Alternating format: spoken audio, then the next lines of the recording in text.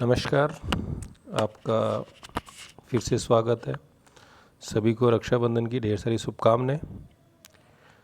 हमारा जो लास्ट का चैप्टर था वो भारत के जियोलॉजिकल टाइम स्केल के ऊपर था। उससे पहले हमने एक सामान्य जो क्लासिफिकेशन होता है उसकी बात की और उसको आपको मैंने समझाया, जिससे कि हम भारत का जो जियोलॉजिकल टाइम स्केल है उसके साथ साथ यहाँ पे निर्मित विभिन्न काल की जो चट्टानें हैं उनकी विशेषताओं को, उनके वितरण को समझ सकें, जिससे कि हमें आने वाले जो टॉपिक हैं उनको समझना आसान रहे, सहज रहे और उनको हम जियोलॉजिकल टाइम के साथ साथ संरचनाओं से कोरिलेट कर सके, संबंधित कर सके, इसलिए वो महत्वपूर्ण था। पुनः मैं एक बार आपको ये जो भारत का चट्टानों का वर्गीकरण है उसके बारे में थोड़ा सा आपको बताना चाहूँगा। जैसा कि हम इस चार्ट में देख पा रहे हैं कि हमने इस चार्ट के अंदर 4 अलग अलग जो एरा है उसके अंदर हमने डिवाइड किया है। पहला जो है उसको हम आद्य महाकल्प या आर्कियन टाइम की जो चट्टानें थी वो है। दूसरा है पुराण महाकल्प की चट्टानें।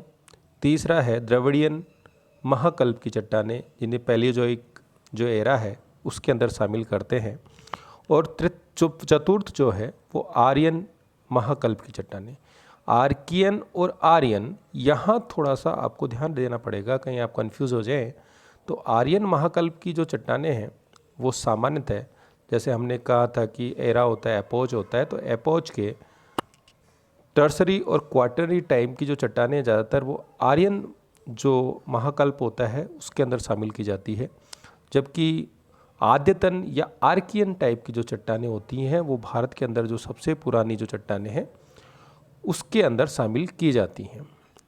अब हम एक एक को फिर पुनः उसको सब क्लासिफिकेशन किया है, उपवर्गीकरण किया है, उसको भी एक बार हमारे दिमाग में बैठाना चाहिए, जिससे कि वो चीज़ें याद रहें और हम पुरातन समय से नवीन समय की तरफ जाते हुए विभिन्न कालक्रम का अध्ययन हम यहाँ कर सकते हैं।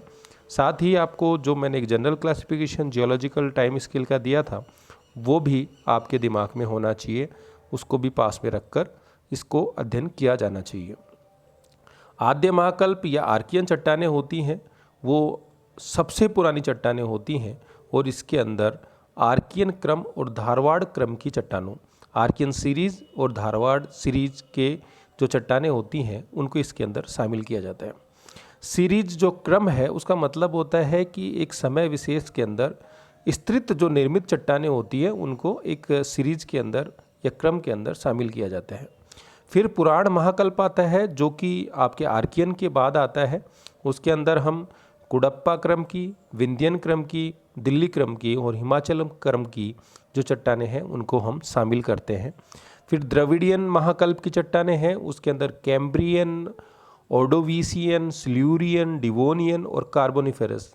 अब यहाँ हम देख रहे हैं कि अपर कार्बोनिफेरस, मध्य कार्बोनिफेरस और निचली कार्बोनिफेरस, ये सबसे नीचे का मतलब होता है कि वो आपके जो उससे जस्ट पहले का जो कालक्रम होता है उससे जुड़ा हुआ होता है। ऊपरी कार्बोनिफेरस का मतलब होता है कि वो कार्बोनिफेरस का जो बाद का पीरियड है उसको इसमें शामिल करते हैं। फिर आप देख पा रहे हैं कि आर्यन महाकल्प की चट्टानों को 4 भागों में हमने डिवाइड किया और 4 के अंदर सबसे पहले हमने गोंडवाना और डक्कन ट्रैप। अब गोंडवाना और डक्कन ट्रैप है, इसको हमने जो देख रहे हो कि उसको मैंने दोनों को एक जगह सम्मिलित किया है, उसका मतलब ये होता है कि इन दोनों चट्टानों का जो कालक्रम था उसको हम सिस्टमेटिक रूप से, जैसे गोंडवाना क्रम पहले शुरू हुआ तो गोंडवाना क्रम की चट्टानें, फिर आपके गोंडवाना और कार्बोनिफेरस ये एक दूसरे के बाद में आए, तो ये एक दूसरे से जुड़े हुए थे। और उसके बाद ट्रियासिक, क्रिटेशियस, डक्कन ट्रैप की जो चट्टानें होती हैं उनको शामिल किया जाता है। तो डक्कन जो चट्टानें होती हैं ये क्रिटेशियस और डक्कन ट्रैप, तो उनका जो उद्गार है वो क्रिटेशियस टाइम पीरियड में हुआ था। टर्सरी चट्टानें जो हैं उसके अंदर जो इओसिन, ओलिगोसिन, मायोसिन और लोअर प्लायोसिन और जो शिवालिक क्रम भी कहते हैं, इस कालक्रम के अंदर, टर्सरी कालक्रम के अंदर ही हमारे जो हिमालय पर्वत श्रेणियाँ थीं उनका विकास हुआ था, जैसा कि हमने आपको पहले जो सामान्य जो क्लासिफिकेशन किया था और भारत के अंदर विभिन्न उच्चावचों का जो निर्माण हुआ था उसके बारे में आपको बताया था। क्वाटरनरी टाइम पीरियड जो होता है वो वर्तमान का जो कालक्रम है उसको हम शामिल करते हैं, और वर्तमान में जो चल रहा है वो अभी ओलोसीन जो टाइम पीरियड है उसके अंदर, और ये प्लिस्टोसीन के टाइम ही आपके जो परतदार जो चट्टानें हुई थी उनका निर्माण हुआ था। तो इस प्रकार हम आगे एक एक जो चट्टानें हैं विभिन्न कालक्रम की उनका अध्ययन करेंगे, उनकी विशेषताओं के बारे में पढ़ेंगे, तो वो चीज़ें हमें ज़्यादा क्लियर रूप से समझ में आएंगी। अब जैसे हम यहाँ देख पा रहे हैं, यहाँ हमने जो आर्कियन समूह की चट्टानें हैं उनको लिया है, जैसे हमने बताया कि उसको दो भागों में डिवाइड किया, आर्कियन क्रम की चट्टानें और धारवाड़ क्रम की चट्टानें। अब यहाँ जो आर्कियन जो क्रम की चट्टानें हैं, ये आप ये मान के चलिए कि ये सबसे पुरातन या बेसिक जो रॉक्स होती है, जो पृथ्वी के विकास के साथ साथ जिन चट्टानों का निर्माण हुआ वो आर्कियन क्रम की चट्टानें होती हैं, और ये इतनी ज़्यादा पुरानी हो चुकी हैं कि इसके मूल स्वरूप को ढूंढ पाना मुश्किल है, क्योंकि लंबे समय तक आपके परिवर्तन होने से, अत्यधिक तापमान, दबाव या रूपांतरण होने से उसके मौलिक स्वरूप को अब हम नहीं ढूंढ सकते। ये इतनी पुरानी चट्टानें होती हैं, इनको हम बेसिक रॉक्स भी कहते हैं, कि इसमें जीवाश्म का अभाव है। जीवाश्म का अभाव इसलिए है कि उस समय तक पृथ्वी के ऊपर जीवों की उत्पत्ति नहीं हुई थी, और इनके अंदर जो सामान्यतः जो आपकी ग्रेनाइट रॉक्स होती हैं उसमें नाइस सिस्ट प्रकार की, आग्नेय जो रॉक्स होती हैं उसमें नाइस सिस्ट प्रकार की जो चट्टानें होती हैं उनको इसके अंदर शामिल किया जाता है, और उनकी जो विशेषताएं होती हैं उसमें ये भ्रंशित होती हैं, पत्रित होती हैं, पातालीय यानी बहुत गहराई तक होती हैं, और शैलीय अंतर्वेशित होती हैं, यानी कि विभिन्न चट्टानों के अंदर ये अभी समावेशित रही हैं। पुनः इसको हमने अलग अलग नीस, बंगाल नीस, बुंदेलखंड नीस और नीलगिरी और चारनोकाइट नीस। नीस का मतलब आपको मैंने पहले ही बताया था कि अत्यधिक तापमान और दबाव के कारण चट्टानों के रूप में परिवर्तित होने के बाद जो रॉक्स बची हुई थी उनको जो है हम नीस कहते हैं। अब इनको हमने तीन भागों में बांटा, बंगाल नीस, बुंदेलखंड और नीलगिरी या चारनोकाइट नीस। तो हमको यहाँ वितरण से एक चीज़ ये भी समझ में आएगी कि ये चट्टानें कहाँ कहाँ हमें देखने को मिलती हैं, पाई जाती हैं। तो जो बंगाल नीस जो होती हैं उनको डोम नीस भी कहते हैं, क्योंकि इनकी जो स्ट्रक्चर है वो डोम टाइप है, यानी गुंबद जैसा है। ये जो है मुख्यतः वेस्ट बंगाल, झारखंड, उड़ीसा और कर्नाटक के अंदर देखने को मिलती है। बुंदेलखंड जो कि आपके यूपी के से जुड़ा हुआ एरिया होता है, आपने पढ़ा होगा बुंदेलखंड, बघेलखंड, तो ये है उत्तर प्रदेश, थोड़ा महाराष्ट्र, राजस्थान और आंध्र प्रदेश और उड़ीसा के अंदर भी इस तरह की जो नीस है वो देखने को मिलती है। नीलगिरी या चारनोकाइट नीस जो है, नीलगिरी आपको पता होगा कि वह एरिया होता है जहाँ पर पूर्वी घाट और पश्चिमी घाट एक दूसरे से मिलते हैं। तो इसका मतलब ये एक ट्राई जंक्शन है जहाँ पे आपके केरला, तमिलनाडु और कर्नाटका की जो बाउंड्रीज़ हैं वो निकटस्थ यहाँ पर रहती हैं। तो नीलगिरी जो नीस है उसमें चारनोकाइट जो टाइप ऑफ रॉक्स होता है उनकी मात्रा ज़्यादा देखने को मिलता है। तो ये मुख्यतः तमिलनाडु, आंध्र प्रदेश, कर्नाटका, केरला, उड़ीसा, बिहार, मध्य प्रदेश और राजस्थान और झारखंड के अंदर इस तरह की जो नीस है, नीलगिरी नीस जो है, जो कि आग्नेय आर्कियन चट्टानों का ही रूप होती हैं, वहाँ पर ये पाई जाती हैं। अब हम इसको चाहें आर्कियन टाइप की जो चट्टानें हैं उनको यहाँ इस नक्शे में हम देख पा रहे हैं कि जैसे मैंने कहा कि आर्कियन रॉक्स उड़ीसा, मध्य प्रदेश, छत्तीसगढ़, झारखंड, बुंदेलखंड, राजस्थान, तमिलनाडु, कर्नाटका, आंध्र प्रदेश, तेलंगाना यहाँ पर देखने को मिलती है। अब ये खास बात है, ये बड़ा आपको ध्यान रखना चाहिए कि जो हिमालय का आंतरिक भाग है, जो गर्भ भाग है, वहाँ पर भी ये आर्कियन टाइप्स की रॉक्स हैं वहाँ देखने को मिलती है। अगर आपसे कोई पूछता है कि क्या आर्कियन टाइप्स की चट्टानें हिमालय के गर्भ के अंदर देखने को मिलेंगी, तो आपको जवाब देना पड़ेगा कि हाँ, वहाँ पर देखने को मिलती है। या प्रायद्वीप के अंदर पाई जाती है, प्रायव्यत्तर भागों के अंदर भी देखने को मिलेगी। तो आप ये जवाब यहाँ पर दे सकते हैं कि हिमालय के गर्भ के अंदर ये चट्टानें पाई जाती हैं। अब जो है ये वितरण हमको देखने को मिल रहा है, आप इस नक्शे में देख पा रहे हैं कि ये जो एरिया है आपका, ये हमने पूरा कवर किया है, आप ग्रीन कलर से देख पा रहे हैं। तो इसके अंदर आप कर्नाटका, आंध्र प्रदेश, तेलंगाना और केरला, तमिलनाडु वहाँ भी आप देख पा रहे हैं। आप अगर यहाँ देख पा रहे हैं तो ये आप एरिया छत्तीसगढ़ और उड़ीसा का कुछ पार्ट, एमपी का पश्चिमी और ये भाग भी आप देख पा रहे हैं। और जो चीज़ें हैं वो हमारे सामने हैं कि यहाँ आपका झारखंड, बिहार और एमपी, छत्तीसगढ़ का उत्तरी भाग, उड़ीसा का वेस्ट बंगाल वाला भाग, राजस्थान के जो अरावली का दक्षिण पूर्वी पश्चिमी भाग जो है वहाँ पर। तो ये यहाँ पर ये जो आर्कियन टाइप की जो चट्टानें हैं हमें देखने को मिलती है। तो इससे नक्शे से जो सूचनाएं हम मिलती है उससे समझना आसान होता है चीज़ों को। अब हम बात करते हैं जो धारवाड़ क्रम की जो चट्टानें हैं उनकी। अब धारवाड़ क्रम की जो चट्टानें हैं अगर हम उनको देखें तो आप देखेंगे कि एक मिनट, स्लाइड में प्रॉब्लम है थोड़ी। ये धारवाड़ क्रम की जो चट्टानें हैं उसको अब धारवाड़ क्रम की चट्टानें, अब ये हम धारवाड़ जो है, अब आपको ये आइडेंटिफाई भी होना चाहिए। ये धारवाड़ एक कर्नाटका का ज़िला है और धारवाड़ और शिमोगा ज़िला एक दूसरे से जुड़े हुए हैं। तो वहाँ पर इसका अत्यधिक घनत्व पाया जाने के कारण ये जो चट्टानें होती है ये जो है इससे ये आइडेंटिफाई हो जाता है कि ये कर्नाटक में पाई जाती है। इसका नामकरण भी धारवाड़ में अधिक पाए जाने के कारण इसका धारवाड़ क्रम की चट्टानें हमने इसको कहा है।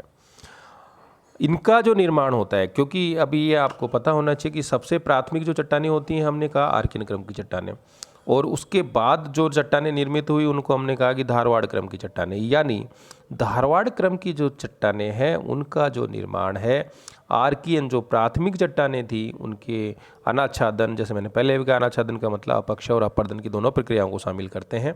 तो अनाच्छादन की प्रक्रिया से और उसके अनाच्छादन के बाद निक्षेपण की प्रक्रिया से इन चट्टानों का निर्माण हुआ है।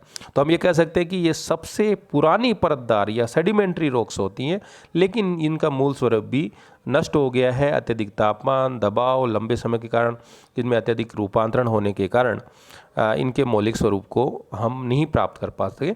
लेकिन ये प्राचीनतम परतदार चट्टानें के रूप में जानी जाती हैं। इन चट्टानों के अंदर भी जीवाश्म का अभाव होता है। इन चट्टानों का जो है बड़ा जटिल सम्मिश्रण होता है। इसके अंदर सिस्ट भी टाइप की चट्टानें मिलती हैं, फाइलाइट भी, स्लेट भी, और मैंने कहा कि नाइस और सिस्ट जो होती है वो आर्कियन समूह के अंदर होती है और आग्नेय चट्टानों का उदाहरण है।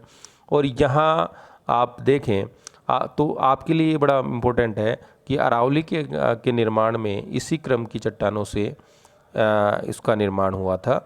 और आर्थिक दृष्टिकोण से आपके सवाल पूछा जाता है कि आर्थिक दृष्टिकोण से कौन से कालक्रम की जो चट्टानें होती हैं सर्वाधिक महत्वपूर्ण होती हैं।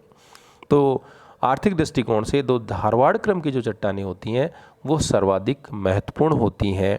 यहाँ पर लोहा, सोना, जैसे कोलार की जो खान है वहाँ सोना मिलता है, मैंगनीज, तांबा, क्रोमाइट, ये सब चीज़ें यहाँ आपको देखने को मिलती है या पाई जाती है। अब प्रायद्वीप भारत में भी मिलती हैं ये चट्टानें, और प्रायद्वीप बाह्य प्रायद्वीप या प्रायव्यत्तर क्षेत्रों के अंदर भी इस तरह की चट्टानें, धारवाड़ क्रम की जो चट्टानें वो देखने को मिलती है।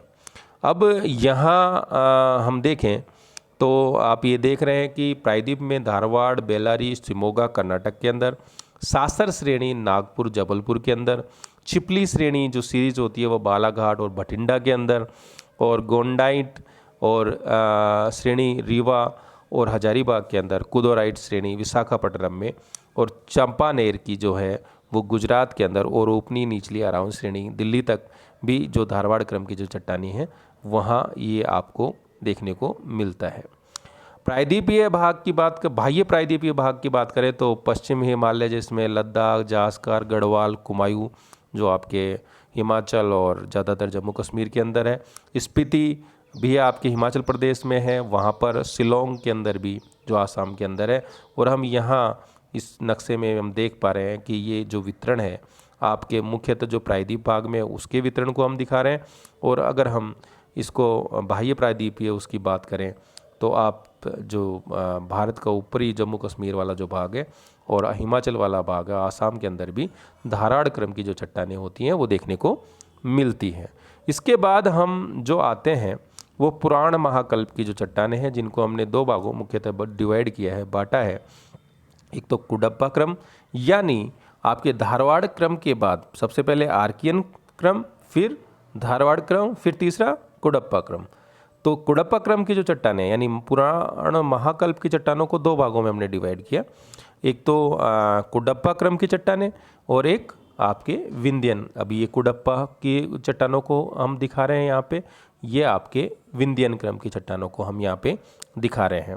तो और इनका निर्माण पहले इसका हुआ देन इसका हुआ, यानी कुडप्पा चट्टानों का निर्माण धारवाड़ क्रम की चट्टानों के बाद में हुआ, जबकि विंध्यन क्रम की चट्टानों का निर्माण कुडप्पा क्रम की चट्टानों के बाद में हुआ है। तो अब यहाँ इसकी विशेषताओं की बात करें तो जो कुडप्पा क्रम की जो चट्टानें हैं, तो आप यहाँ देख पा रहे हैं कि इनके एरिया अगर आप देख पाएँ तो कुडप्पा जो चट्टानें होती हैं एमपी में भी मिलेगी आपको, प्रायद्वीपीय भारत के अंदर भी मिलती है, राजस्थान में ये मिलती हैं आप यहाँ देख सकते हैं कि ये जो एरियाज़ हैं आप स्टेट के हिसाब से भी इनको आप आइडेंटिफाई आप खुद भी कर सकते हैं। आप जम्मू कश्मीर के अंदर भी मैंने इसको शो किया। तो ये चीज़ें आपको अब इनकी विशेषताएं क्या हैं। ये विशेषता जो कुडप्पा जो है ये अर्धचंद्राकार बेसिन में कुडप्पा व कुर्नूल जिलों के अंदर आपको ज़्यादा देखने को मिलती है।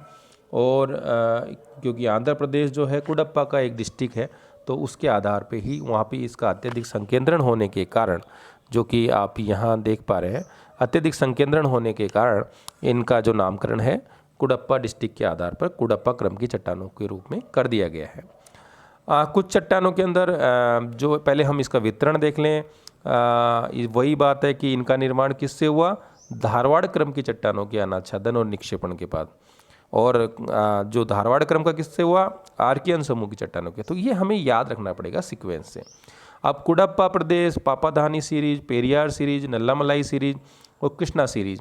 तो आप जो नल्लामलाई पर्वत श्रेणियाँ हैं वो आपको नक्शे में देखनी चाहिए, पेरियार है, पापाधानी सीरीज हैं। तो ये सब कुडप्पा जो रीजन है उसी के अंदर ये इस तरह की सीरीज की चट्टानें आपको आंध्र प्रदेश के अंदर, तमिलनाडु के ऊपरी भागों के अंदर वहाँ आपको देखने को मिलेंगी। फिर मध्य प्रदेश के अंदर आपके विजयवाड़ा और ग्वालियर सीरीज जो है वहाँ पर, छत्तीसगढ़ के अंदर रायपुर सीरीज, और महाराष्ट्र के अंदर कालदगी सीरीज, और आपके गोदावरी के अंदर पाखल सीरीज आपके जो है ये आपके इसी कुडप्पा श्रेणी की जो चट्टानें हैं उनको समय कालक्रम के हिसाब से पाई जाती हैं। राजस्थान दिल्ली के अंदर आप हम राजस्थान वाली चीज़ों को बड़ा अच्छे से आइडेंटिफाई कर सकते हैं। अजबगढ़ जो है आपके अलवर में पड़ता है, दिल्ली, अलवर, रायलो मलानी जोधपुर के अंदर है, तो वहाँ पर भी जो है कुडप्पा जो क्रम की चट्टानें वो पाई जाती हैं। अब आती है प्रायद्वीपतर भाग, यानी प्रायद्वीप के अलावा कौन कौन से भागों में ये चट्टानें पाई जाती है। तो कश्मीर जैसे मैंने पहले बताया, शिमला, नेपाल, और यहाँ पर जो रॉक्स मिलती हैं उसमें स्लेट और क्वार्टनाइट टाइप की जो सेल्स हैं वो ज़्यादा पाई जाती हैं। अब यहाँ इसमें बलुआ पत्थर, चूना पत्थर, संगमरमर, एस्बेस्टस, ये सब चीज़ें यहाँ पर देखने को मिलती हैं। जीवों का उद्गम था, लेकिन उनके अत्यधिक पुरानी होने के कारण और रूपांतरण होने के कारण जीवावशेष अभी भी इन चट्टानों के अंदर आपको देखने को, यानी इनिशियल लेवल पे था, और वो था तो उसके अवशेष नष्ट हो चुके हैं। तो अब यहाँ हम इसके बाद विंध्यन क्रम की जो चट्टानें हैं उनका, अब आपको चीज़ें समझ में आ रही होंगी। अब हम बात करते हैं कुडप्पा क्रम के बाद जिन चट्टानों का निर्माण हुआ पुराण महाकल्प के अंदर, उनको हम कहते हैं विंध्यन क्रम की चट्टानें। नाम से ही चलता है कि विंध्यन क्रम, यानी कि जो विंध्यन वाला आपका जो एरिया है, विंध्यन पर्वत श्रेणियाँ पढ़ा होगा आपने, तो वहाँ जो विंध्यन क्रम की जो चट्टानें हैं आपके गुजरात से लेके ज़्यादातर एरिया जो है वो एमपी के अंदर इसके अंदर शामिल करते हैं। ये वाला जो एरिया है ये यहाँ पर विंध्यन क्रम की चट्टानों का ज़्यादा संकेंद्रण देखने को मिलता है। तो उसी विंध्यन के आधार पे ही इनको हम विंध्यन क्रम की चट्टानें कहते हैं। नामकरण विंध्यन पहाड़ियों के नाम से ही हुआ है। इनका जो विस्तार है, एक्सटेंशन है, वो चित्तौड़ से सासाराम जगह तक, जो कि सासाराम जगह है वो बिहार के अंदर है, वहाँ तक आपके पश्चिम से पूर्व तक इसका विस्तार आपको देखने को मिलता है। इन क्रम की चट्टानों को पुनः हम दो भागों में बांट के कि भाई निम्न विंध्यन क्रम की और ऊपरी विंध्यन। मैंने आपसे पहले भी कहा कि लोअर विंध्यन का मतलब जो आपके कुडप्पा चट्टानें थी उसके बाद ज़्यादा नज़दीक रहेंगी तो वो निम्न विंध्यन होगी, उसके बाद जो निर्माण होगी वो अपर विंध्यन होगी। और ये जो विंध्यन जो क्रम की जो चट्टानें हैं निम्न वो है वो आपके सोन नदी है उसके अंदर सेमरी सीरीज के रूप से जानी जाती हैं। कुरनूल के अंदर है कुरनूल सीरीज के जो आंध्र प्रदेश की एक डिस्ट्रिक्ट है। भीमा नदी जो है उसके अंदर भीमा सीरीज जो कर्नाटक के अंदर है। मलानी सीरीज जो जोधपुर में है।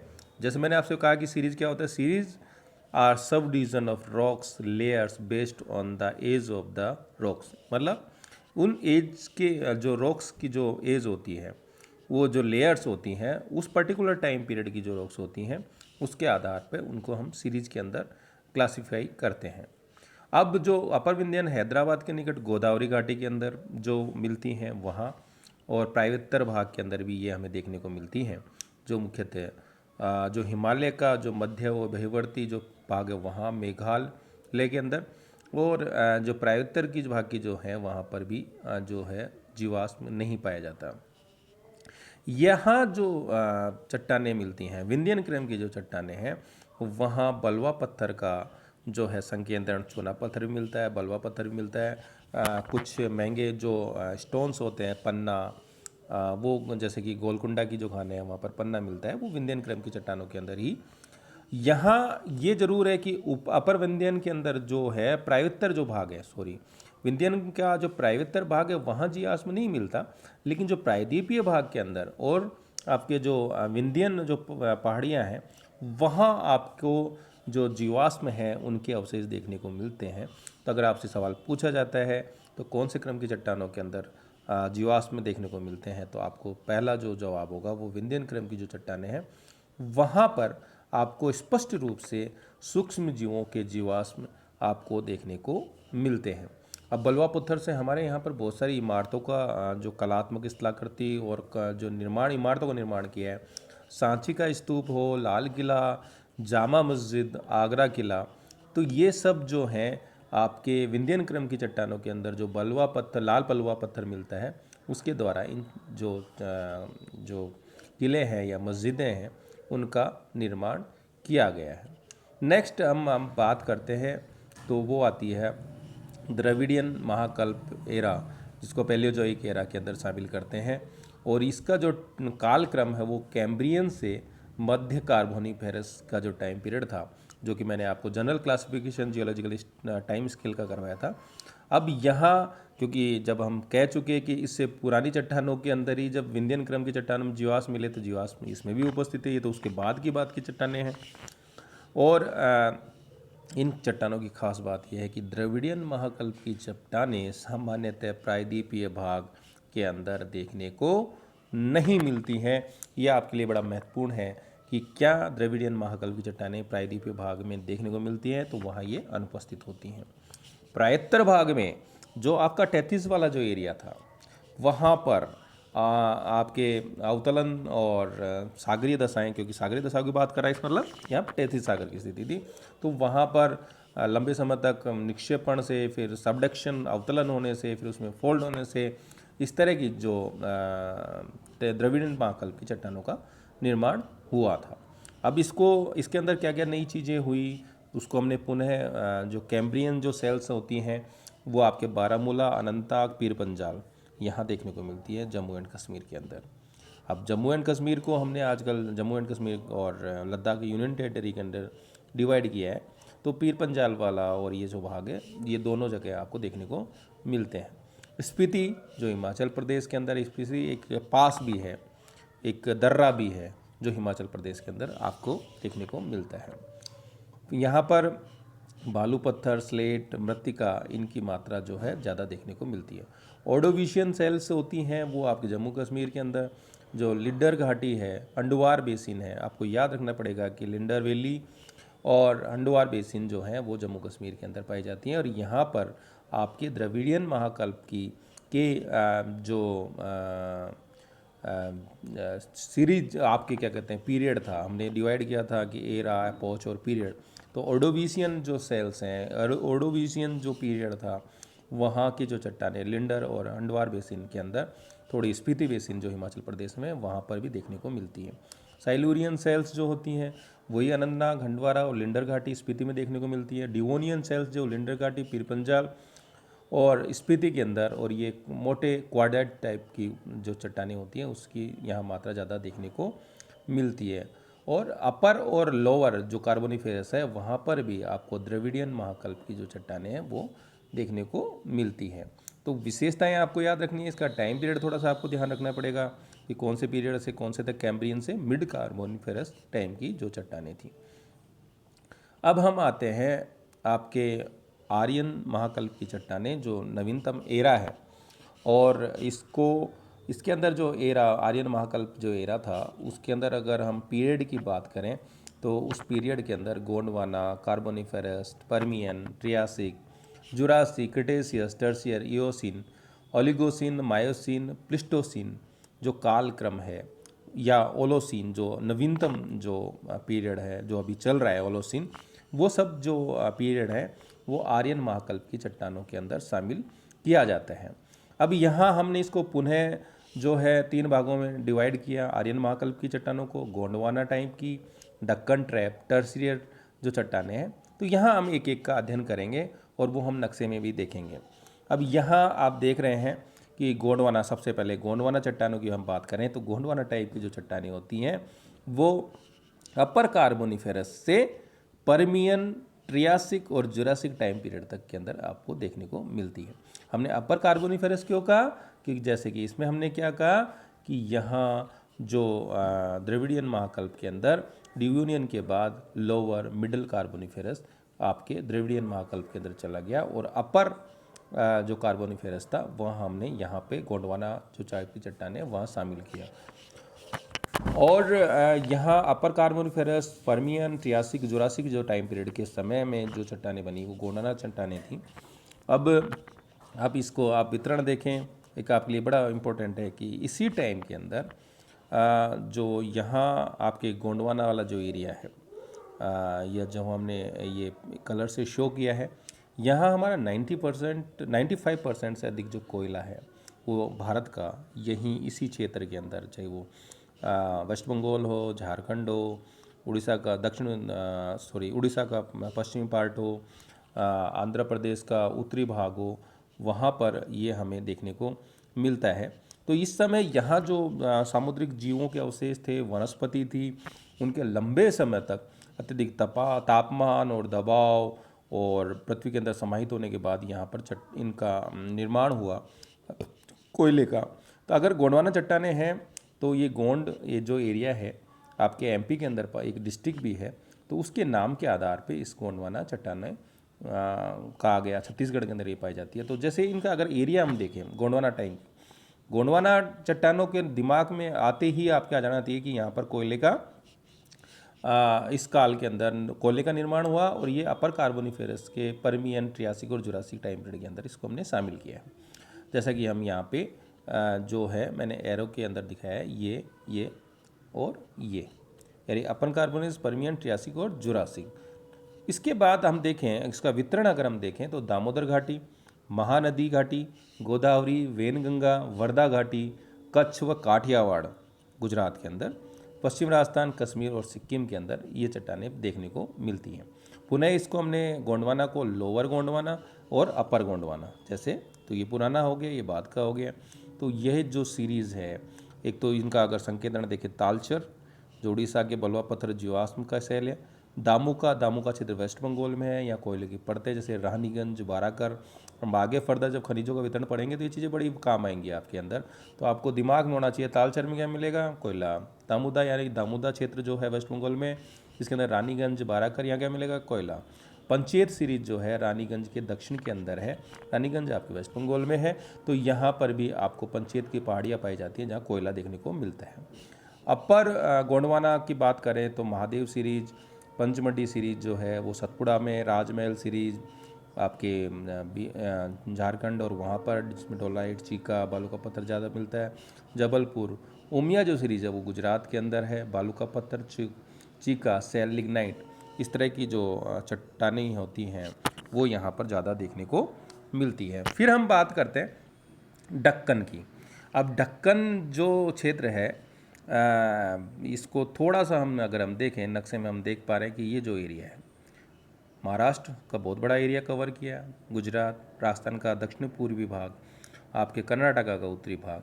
तो यहाँ पर आपको जो दक्कन ट्रैप है, दक्कन जो चट्टान टाइम की जो चट्टानें थी उसकी यहाँ पे देखने को मिलता है। और यहाँ फिर हम टाइम पीरियड की बात करें तो क्रिटेशियस और टर्सियर और इयोसीन, इसको यहाँ इयोसीन को यहाँ आपके दक्कन ट्रैप का जो उद्गार हुआ था वो इसी टाइम क्रिटेशियस टाइम से शुरू हुआ। और क्रिटेशियस टाइम हुआ क्या था, क्रिटेशियस टाइम पीरियड के अंदर जो आपका प्रायद्वीपीय जो भाग है जिसको हम गोंडवाना लैंड का भाग बोलते हैं, तो ये जब उत्तर पूर्व की तरफ यूरेशियन प्लेट से टकरा रहा था, उस यूरेशियन प्लेट के टकराने से, यानी अगर हम बात करें कि ये यूरेशियन प्लेट हो गई, ये आपकी इंडियन प्लेट हो गई, ये एक दूसरे की तरफ जब जा रही थी तो उस दौरान यहाँ जो महाराष्ट्र वाला जो एरिया था, यहाँ चट्टानों के अंदर क्रैक्स हो गए। क्रैक्स होने से क्या होता है कि निचली जो चट्टानें होती हैं, ये जो नीचे की चट्टानें जो होंगी उसके ऊपर जो दबाव होता है वो कम हो जाता है, और कम होने से अंदर की जो चट्टानें हैं वो पिघल जाती है, और चट्टानों के पिघलने से मैग्मा का निर्माण होता है और वो मैग्मा बाहर निकलने की कोशिश करता है। तो ये जो दक्कन जो ट्रैप है इसका जो निर्माण हुआ है वो ज्वालामुखी क्रिया के द्वारा निकलने वाले जो मैग्मा के जमने से इसका निर्माण हुआ, और उसके कारण दक्कन जो ट्रैप है उसका निर्माण हुआ। तो कब हुआ, क्रिटेशियस टाइम से शुरू हुआ, ठीक है। और ये एक तरह से दरारी जो उद्भेदन होता है, ज्वालामुखी उद्भेदन होता है, उसका एक उदाहरण है। और इसी क्रिटेशियस से इसका इयोसीन तक, जैसे मैंने आपको बताया। और यहाँ पर जो लावा के जमने से यहाँ पर बेसाल्टिक टाइप की चट्टानों का ज़्यादा निर्माण हुआ, डोलोराइट चट्टानें भी यहाँ मिलती हैं। और इन बेसाल्टिक रॉक्स के अनाच्छादन की प्रक्रिया लंबे समय तक किए जाने से जो मिट्टी का निर्माण हुआ वो काली मिट्टी थी, क्योंकि उसके अंदर बेसाल्ट की मात्रा ज़्यादा थी। तो यहाँ जो दक्कन ट्रैप के अंदर जो मिट्टी पाई जाती है वो काली मिट्टी पाई जाती है। इसको रेगर भी कहते हैं, कभी इसको हम कपासी सोइल भी कहते हैं, क्योंकि ये एरिया कपास के कृषि के दृष्टिकोण से सर्वाधिक महत्वपूर्ण होता है। और ये भी कहा जाता है कि जो रेगर या काली मिट्टी होती है वो अपने आप को स्वयं जोत लेती है, क्योंकि जब पानी की कमी होती है तो इसमें दरारें हो जाती हैं, जब पानी की मात्रा होती है तो ये चिकनी मिट्टी के रूप में परिवर्तित हो जाती है। तो ये इसकी विशेषताएं हैं। और वितरण की हम बात करें, महाराष्ट्र, एमपी, गुजरात, तमिलनाडु, तेलंगाना, आंध्र प्रदेश, राजस्थान का दक्षिण पूर्वी भाग भी, यहाँ पर भी इस तरह की दक्कन ट्रैप की जो चट्टानें देखने को मिलती हैं। फिर हम बात करते हैं तीसरा जो है हमारा जो है टर्सरीय क्रम की चट्टानें। टर्सरीय क्रम की चट्टानें ये जो हमारी हैं, और ये हम उसके वितरण को यहाँ पर दिखा रहे हैं। और ये कहाँ से, इयोसीन से प्लायोसीन टाइम के अंदर जो है जिन क्रम की चट्टानों का निर्माण हुआ उसको हम कहते हैं टर्सरी क्रम की चट्टानें। अब यहाँ हम देखें तो इयोसीन से प्लायोसीन, प्लिस्टोसीन के बाद प्लायोसीन। तो यहाँ अगर हम फिर देखें तो यहाँ से ये जो हो रहा है, ये जो है आपके टर्सरीय क्रम की जो चट्टानें हैं उसको हम यहाँ से इसको एक मिनट हटाते हैं, यहाँ से और कहाँ तक, आपके जो है प्लायोसीन टाइप की तब की जो चट्टानें हैं वो टर्सरी काल के अंदर शामिल की जाती हैं। अब ये चट्टानें आप इस नक्शे से हम देख पा रहे हैं कि इनका अगर हम देखें इस नक्शे में तो जो हिमालय, जो ग्रेटर हिमालय, मिडिल हिमालय, शिवालिक हिमालय, वहाँ पर इसका वितरण आपको देखने को मिलता है। तो हिमालय पर्वत श्रृंखला का निर्माण जो हुआ था वो टर्सरी क्रम की चट्टानों या टर्सरी क्रम के अंदर हुआ। और इसके वितरण की अगर हम बात करें, आसाम, राजस्थान, गुजरात में खनिज तेल इयोसीन और ओलिगोसीन संरचना में ही पाया जाता है। यानी ये जो चट्टानें हैं, आपका आसाम वाला एरिया, आपके राजस्थान के अंदर का जो भी एरिया है वो जो खनिज तेल का निर्माण हुआ था इयोसीन और ओलिगोसीन टाइम के अंदर ही हुआ था। अब बात आता है जो अभी जो क्वाटनरी संरचना की हम बात करते हैं, तो ये अभी का जो टाइम पीरियड चल रहा है उसको हम क्वाटनरी उसमें शामिल करते हैं, नवजीव भी उसको कहते हैं। तो उसके अंदर अगर हम वितरण को देखें कि ये चट्टानें कहाँ पाई जाती हैं, तो आपके क्वाटनरी टाइप की जो चट्टानें आप देख रहे हैं, आपके सिंधु और सिंधु ब्रह्मपुत्र का जो विशाल मैदान है, सिंधु गंगा ब्रह्मपुत्र का, वहाँ पर आपके पूर्वी जो घाट है, पश्चिमी जो घाट है, पूर्वी घाट जो है, वहाँ पर जहाँ नदियों के निक्षेपण से नवीन मृदा का निर्माण हुआ है, वहाँ पर इसका वितरण आपको देखने को मिलते हैं। तो जो सिंधु एवं गंगा के मैदान का निर्माण किसमें हुआ? क्वार्टर टाइम के अंदर। मध्य और ऊपरी प्लेइस्टोसीन में भी शामिल करते हैं। तो वहाँ जो मिट्टियों का निर्माण हुआ वो उनको हम पुरानी जो मृदा कहते हैं, बांगर मृदा, जो कम उपजाऊ होती है, जिनका निर्माण जो नवीन मृदा है, जो यहाँ हम देख पा रहे हैं, जो अभी जो अंतिम प्लेइस्टोसीन से होलोसीन आपसे पूछे कि अभी कौन सा काल चल रहा है, तो आपको कहना पड़ेगा होलोसीन। तो यहाँ जो मिट्टियों का निर्माण हुआ है अंतिम प्लेइस्टोसीन से होलोसीन के अंदर, उसको हम खादर या नवीन मृदा जो हैं, जो नवीन दोमट मृदा है, वो खादर मृदा कहलाती है और ये सबसे उपजाऊ मृदा होती है। और इससे पहले जो मृदा का निर्माण हुआ था उसको हम कहते हैं बांगर, जो इसकी उत्पादकता इसकी तुलना में, खादर की तुलना में कम होती है, और इसका जो निर्माण हुआ था मध्य और ऊपरी प्लेइस्टोसीन टाइम पीरियड के अंदर हुआ था। तो इस तरह से हम भारत का जो है विभिन्न कालक्रम की जो चट्टानें हैं उनका हम अध्ययन करते हैं। और मुझे लगता है कि ये चट्टानों का अध्ययन आपके लिए बड़ा महत्वपूर्ण होगा, और आपके लिए इसलिए भी इम्पोर्टेंट है, इसके माध्यम से हम विभिन्न कालक्रम की जो चट्टानें हैं उसके बारे में अध्ययन कर पाएंगे। साथ ही जब हम आगे के जो चैप्टर हैं जिसके अंदर मृदाओं की हम बात करेंगे, हम जब अपवा तंत्र की हम बात करेंगे, तो ये सब चीज़ें, मृदाओं से वनस्पति का विकास जुड़ा हुआ है, तो उन सब चीज़ों का जब हम अध्ययन करेंगे तो ये हमारा भारत की जो जियोलॉजिकल स्ट्रक्चर है, चट्टानों का जो अध्ययन है, वो हमारे लिए महत्वपूर्ण होगा। Stay home, take care. अब मुझे लगता है कि आपको ये पूरी तरह समझ में आ गया होगा। अब हम नेक्स्ट जो हमारी क्लास होगी उसके अंदर भारत का जो भौगोलिक वर्गीकरण है, भौतिक विभाजन है, उसके बारे में हम बात करेंगे।